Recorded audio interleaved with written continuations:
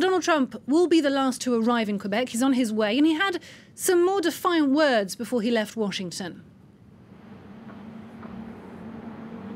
Yeah, an angry and a very defiant Donald Trump is boarded Air Force One and will be the last leader to arrive here shortly. You know, this G7 is being held in a bucolic setting, a holiday village called La Malbaie, 90 miles northeast of Quebec. If there's any place which is conducive to harmony and tranquility and a meeting of minds, it's La Malbaie, Quebec. However, that's probably not what's going to be happening at this summit. What we're really going to have is a confrontation, if not an outright clash, if the sort of previews, the sneak previews we've had in the past couple of days have been any indication. Donald Trump has been tweeting away, on the eve of this summit, and his latest words are basically right back in the faces of Emmanuel Macron and Justin Trudeau, basically indicating he is not going to relent in any way, shape, or form on what has been a very aggressive trade policies, the imposition of those tariffs against some of the U.S.'s closest allies.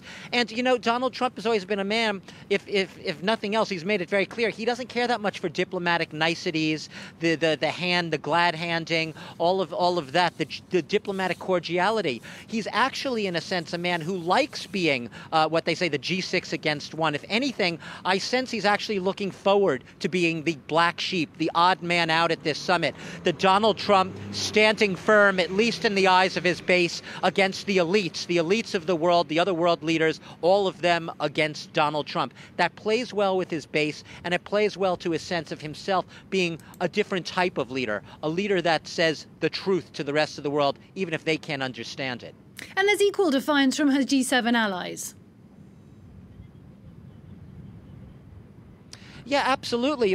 We saw it yesterday with Emmanuel Macron and Justin Trudeau after their press briefing, basically saying, look, we are not going to bend over backwards just to please Donald Trump. Yeah, he may be the president of the world's, biggest superpower.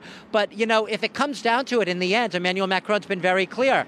They are ready, the six leaders, that is, to sign perhaps an agreement without Donald Trump's signature on it. They're making it very clear, as Emmanuel Macron said, at the end of the day, the G6, without the United States, has a larger economic market. They share common values that, for the time being at least, seem to be very much at odds with those forwarded by and supported by Donald Trump. And right now, there's a sort of, a defiance as well on the part of the other G6. It's not just Donald Trump who can play the defiance game. The other leaders are very clear. We want to engage with the U.S. president, but not at any cost. And there are other issues to discuss at this summit, and we are going to make clear that we have our own values and our own agenda. So Trump trouble aside, what are the other important issues? Well, there are big ones. Listen, Canada is the host of this summit. One of the biggest issues is a climate environmental one, plastic pollution, and this is not a minor issue. You could almost argue that it's one of the biggest environmental issues facing our planet right now. The oceans are being absolutely suffocated and choked out with the loss of, or the endangered loss of many ecosystems. Canada's trying to push the plastic issues.